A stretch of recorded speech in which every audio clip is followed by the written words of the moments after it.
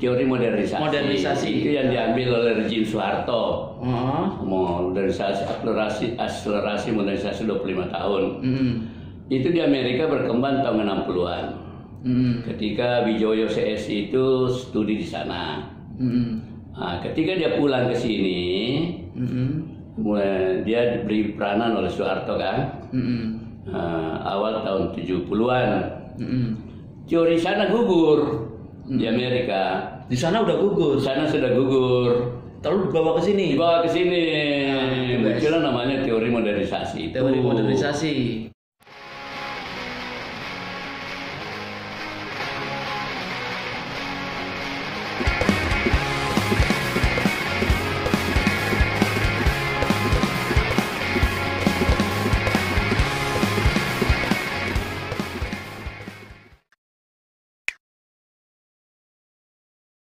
Ya, dianggap jadi dalam hal penelitian kualitatif, karena kita banyak nyontek dari luar gitu ya, akhirnya kita sendiri di mata orang barat kita ketinggalan di situ ya. Artinya kita bodoh. Meniru teori yang sudah lapuk, malah teori yang sudah lapuk. Iya. Bukan menemukan teori baru teori baru. Contohnya dalam bidang kita itu Undang-Undang Pers nomor 40 tahun 99 dengan jujur itu penggagasnya mengatakan ini ditiru dari pandangan Thomas Jefferson. Thomas Jefferson udah tahun padahal berapa itu abad ke-18. Akhir abad ke-18 dan berkembang pada abad ke-19 20. Dan itu sudah gugur sesudah Perang Dunia Kedua. Dipakai lagi ya? Bukan lagi, sudah digugurkan di Amerika. Iya, di Amerika. Di kita dipakai ya? Kita dipungut itu barang sampah. Ya? Itu kan kalau teori pers Thomas Jefferson oleh orang Amerika sendiri menyebut kebebasan negatif. Nah, maka datanglah ada 7 atau 9 itu profesor doktor mendiskusikan itu dan lahirlah teori baru yang dinamakan kebebasan positif. Iya. Nah, jadi kebebasan positif namanya teori tanggung jawab sosial. Teori tanggung jawab sosial. Nah, teori tanggung jawab sosial. Dan ini agak cocok dengan Indonesia. Artinya di Indonesia itu kalau di negara liberal, ini sedikit kreatif ini, zamannya Bung Karno ini. Zamannya BM Dia. Nah, zamannya BM Dia. BM Dia dulu itu apa, Prof? Menteri Penerangan. Menteri Penerangan yang mendesain mengenai Undang-Undang Pers tahun 66. Oke. Nah, itu lebih maju. Jadi kalau yang dibikin oleh Orde Reformasi itu justru Indonesia itu mundur ya. Mundur ke tahun 50-an. Itu guys. Mundur ke tahun 50-an. Pada zaman demokrasi liberal. Padahal dulu zaman Bung Karno itu udah maju ya BM Dia ya. BM Dia awal Orde Baru. Awal Orde Baru. Tapi ya? Soekarno masih presiden karena dia yang tanda tangan undang-undang itu. Nah, jadi dia membuat keseimbangan, bebas dan bertanggung jawab seimbang. Kalau di Amerika, yang teori namanya teori tanggung jawab sosial itu adalah tetap bebas, lebih berat daripada tanggung jawab. Nah, karena dia tidak mau meninggalkan ideologinya. Itu yang saya maksud itu, bahwa ilmu sosial itu tidak bebas nilai. Tidak bebas nilai. Jadi tergantung tempatnya. Ya. Kondisinya juga seperti apa. Terus kita lihat, dari negara komunis ini lain lagi teorinya. Ini dari Timur Tengah lain lagi teorinya. Oke, jadi poinnya guys, jangan sembarangan ambil teori, apalagi teori yang sudah dibuang ya, Prof ya. Sudah lapuk. Sudah jadi sampah di negeri. Sudah 2 kali loh. Jadi teori yang diambil oleh pemerintah reformasi itu barang yang ditentang Al-Habibie sudah 2 kali diganti.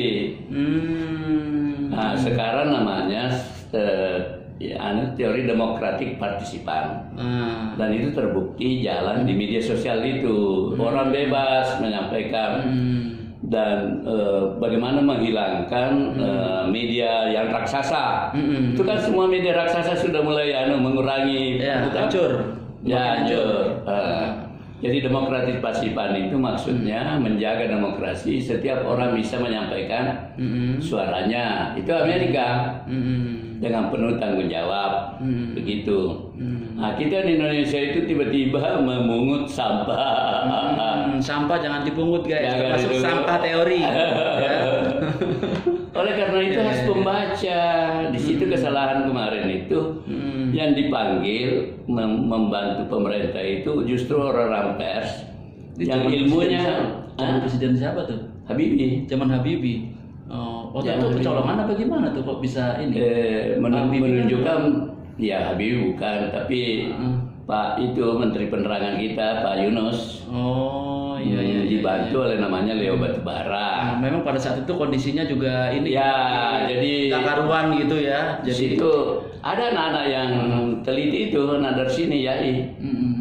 Saya bikin perubahan sistem pers di Indonesia. Diwawancara itu mantan Menteri Penerangan Leo Batubara. Jadi Leo mengatakan, wah ini betul-betul Bapak Thomas Jefferson Indonesia. Iya. Jadi begini, itu ada pernyataan Thomas Jefferson yang dipotong. Misalnya begini, jika seandainya disuruh memilih antara pers dan pemerintah, pers tanpa pemerintah dan pemerintah tanpa pers, saya akan pilih pers tanpa pemerintah. Pers tanpa pemerintah asal semua orang membaca surat kabar. Oh, ada asalnya. Sementara tidak mungkin semua orang membaca surat kabar. Nah, dia sendiri juga menjadi presiden itu artinya dia tetap memilih pemerintah, harus ada pemerintah. Dan itu juga pernyataan bukan nabi. Dia pernyataan bukan juga diteliti, hanya statement biasa. Itulah yang dipegang oleh banyak orang Indonesia itu. Nah, itu yang dipegang oleh banyak orang Indonesia itu. Udah kayak dewa aja pertanyaannya. Iya, kayak dewa aja itu Thomas Jefferson. Udah kayak dewa aja. Iya. Jadi semua apa yang diomongin udah dikutip gitu ya. Padahal itu kan tidak melalui satu penelitian. Jadi tidak empiris. Seolah-olah kalau ngutip Thomas Jefferson hebat gitu ya. Hebat. Disitulah karena kita ini menganggap Thomas Jefferson sebagai nabi ya, sebagai hadisnya Rasulullah. Kalau itu tidak salah karena dia nabi, diajar oleh Tuhan. Tapi kalau manusia biasa, dia kan juga manusia biasa, hanya statement biasa. Betul. Hanya statement biasa. Nah, inilah mungkin pentingnya akal kita ya, Prof ya. Menggali kembali ya. Pentingnya sebenarnya intinya itu membaca. Ikra bismi rabbikal ladzi. Itulah sebenarnya. Jadi kalau mau membuat undang-undang itu harus orang mempunyai bacaan yang tinggi. Karena nanti jangan sampai barang yang sudah ditinggalkan orang, kita ambil misalnya contoh teori modernisasi. Teori modernisasi itu yang diambil oleh rezim Soeharto. Modernisasi, akselerasi modernisasi 25 tahun. Itu di Amerika berkembang tahun 60-an. Ketika Wijoyo CS itu studi di sana. Ketika dia pulang ke sini, dia diberi peranan oleh Soeharto kan. Awal tahun 70-an. Teori sana gugur. Di Amerika. Di sana udah gugur. Sana sudah gugur. Lalu dibawa ke sini. Muncullah namanya teori modernisasi. Ya, dan teori modernisasi ini makanya Nurholis dulu mengatakan modernisasi itu bukan pembaratan, tapi adalah rasionalisasi, bukan westernisasi, tapi rasionalisasi. Bukan pembaratan tapi rasionalisasi. Ya, tapi rasionalisasi. Nah, tapi itu kan akhirnya, itu kan intinya adalah penggunaan modal asing, kemudian bagaimana menghilangkan tradisi dan diganti dengan yang baru, yang nasional. Jadi bagaimana tradisi itu dihilangkan, gitu ya? Maka muncullah namanya sekularisasi. Jadi sekularisasi, modernisasi yang diambil dari teori Barat terus dimasukkan ke Indonesia itu semenjak zaman Orde Baru ya, Prof? Orde Baru, dan sampai hari ini kan menggelinding terus teori itu. karena pakai modal asing. Pakai modal asing. Pakai modal asing. Dulu zaman Bung Karno nggak kayak gitu ya, Prof ya?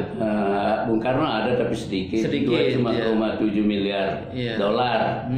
Lebih meningkatkan dari modal dalam negeri ya. Gotong royong itu ya. Gotong royong itu sedikit. Jadi modal asing itu dimulai dari zaman era Soeharto dan dibawa oleh teknokrat dari UI. Oh iya. Itu intinya Soeharto kan ini mempercayakan pembangunan ekonomi kepada UI.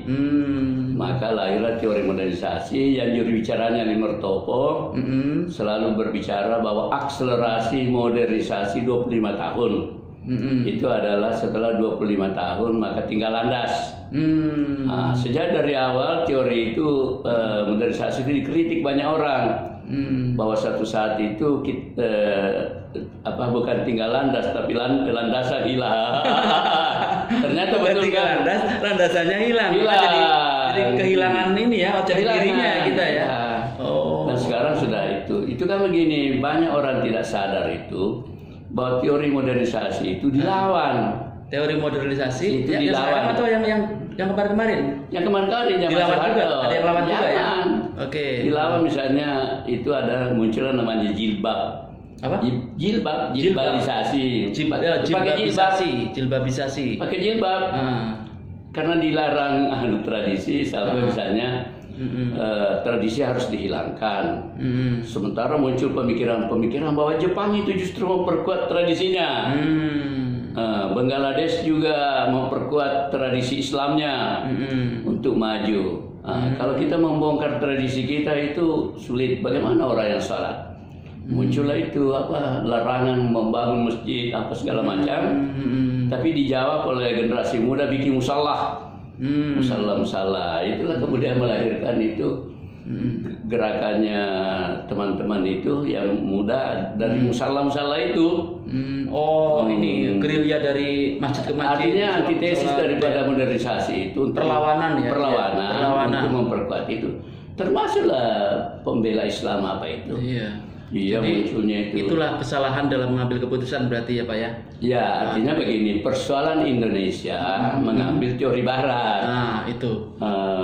Persoalan jadi masalah Indonesia. Jadi masalah sampai sekarang. Sampai sekarang. Jadi teori modernisasi ini menimbulkan ketimpangan. Sampai hari ini dong. Iya. Ketimpangan ini karena orang Indonesia kan ini masih MBS kan miskin. Nah, yang sekarang dikatakan kelompok radikal ini sebenarnya perlawanan terhadap modernisasi yang westernisasi itu. Begitu. Jadi itulah. Jadi kalau ada yang disebut radikal itu reaksi terhadap modernisasi. Sementara kelompok Pancasila sendiri itu ada di mana itu, Prof? Apakah dia radikal juga melawan modernisasi di sini? Sebenarnya Pancasila itu sudah benar itu bahwa dia kalau kata-kata sekarang namanya kearifan lokal. Ya. Lokal genius. Ya, lokal genius itu, lokal wisdom itu kan. Lokal wisdom. Jadi memang dibikin oleh lokal genius, orang-orang yang punya lokal genius itu menggabungkan beberapa budaya jadi budaya Indonesia. Tapi ini teori modernisasi sudah menggelinding jauh dan sudah terlanjur, terutama penggunaan modal asing. Dan timbullah ketimpangan. Jadi membuat keadilan sosial itu semakin jauh dan kemudian politiknya kita juga menjadi sangat liberal. Jadi sila keempat juga mengalami masalah kan. Tantangan yang berat. Jadi Pancasilanya hanya kedok aja kalau gitu ya, Prof. Cuma tampilannya aja Pancasila ya. Enggak, sebenarnya Pancasila itu banyak yang sudah terwujud. Banyak itu misalnya kerakyatan. Sila keempat, kita kan lagi tidak punya raja yang harus kita sembah-sembah. Jalan mundur kalau kita mau meninggalkan raja. Itu kan semua sudah hilang. Sekarang kita egaliter ya. Jadi itu jalan itu bukan hanya sekedar simbol-simbol, tidak, banyak jalan. Seperti kehadiran misalnya Kementerian Agama, itu jalan. Itu peran Pancasila juga. Itu. Kalau di Turki nggak ada Kementerian Agama ya? Tidak ada. Kalau di negara lain nggak ada. Itu Menteri Wakaf, Menteri apa kan? Iya. Ya, jadi seperti itu. Misalnya ada bank syariah, ada bank syariah, ada asuransi syariah, itu semuanya implementasi dari Pancasila. Nah, jadi Pancasila jalan, cuma persoalannya itu hanya sila kelima ini. Sila kelima keadilan sosial itu yang jauh. Karena awalnya tadinya ngambil teori modernisasi dari Barat. Ya, Barat. Dan yang menarik itu, Mas, setelah berjalan, penggagasnya itu justru balik kanan, menyesali dirinya. Itu dia bikin pernyataan pers nggak? Menyesal. Oh, gimana tuh, Prof? Ininya? Ada dalam buku saya yang saya berikan dulu itu. Jadi pendukung modernisasi itu kembali mengkritik modernisasi. Tapi karena ini sudah terlanjur menggelinding dan tidak sukses juga sepenuhnya, tapi sudah susah direm juga. Sudah susah direm juga. Dulu malah ada di televisi itu apa namanya itu entrepreneur apa itu bagaimana supaya orang Indonesia lebih rasional, lebih tapi itu susah kan karena kita kan religius, tidak rasional seluruhnya kan, tidak seluruhnya. Misalnya kalau kita bersedekah menurut rasionalisme itu rasionalitas, itu uang kita berkurang. Sementara menurut kepercayaan kita sebagai Muslim, makin banyak bersedekah, makin bertambah kita punya kekayaan, rezeki kita makin bagus. Nah, itu tidak bisa jalan. Dan muncullah kelompok-kelompok radikal itu. Benih-benihnya muncul di Orde Baru, kemudian waktu Soeharto Orde Baru mau dihancurkan, banyak juga yang memanfaatkan itu, kelompok-kelompok itu, banyak juga. Jadi benihnya itu muncul, itu seperti gerakan orang pakai jilbab. Itu kan salah satu anunya itu, tokohnya itu kan seperti Abdullah Mahwa. Kalau di Malaysia kan Anwar Ibrahim. Ya, itu. Jadi Indonesia itu memang mempunyai ciri khas. Jadi ilmu sosial itu perbedaan-perbedaan. Nah, itulah kualitatif itu. Kualitas orang Indonesia apa? Kalau Clifford Geertz misalnya menemukan ada abangan, ada santri, ada priayi. Walaupun banyak yang kritik, tapi itu selalu dianggap sebagai rujukan buku klasik. Ada yang disebut nasionalisme radikal, ada yang disebut nasionalisme lembek. Nah, begitu itu. Ada yang disebut Islam garam, ada yang disebut Islam gincu. Nah, Islam gincu itu adalah formalitas, lip service. Ya, misalnya harus pakai kopiah haji, pakai baju ini, Arab. Ya. Sedangkan kalau model apa namanya Islam garam, itu tidak kelihatan formalnya, tapi dia melaksanakan kualitasnya dapat. Jadi sederhana, Pak. Jadi kualitas yang dibicarakan bukan jumlah-jumlah. Jadi kalau saya punya promotor waktu doktor itu buat disertasi yang ditemukan di Sulawesi Selatan itu, ada namanya elit agama, ada elit adat, dan ada elit Indonesia. Jadi 3 elit. Inilah yang disebut kualitatif. Kualitas elit yang ada di Sulawesi Selatan itu dilihat dari aspek sosiologi, politik. Ada elit agama, ada elit adat, ada elit Indonesia. Artinya kalau elit agama dulu para ulama, ya ada elit adat, itu keturunan raja. Jadi Indonesia ini yang tadinya budak orang tuanya, tapi karena dia sekolah, dia pulang kampungnya memimpin tamat APDN misalnya, tamat sospol gitu kan. Ya begitu.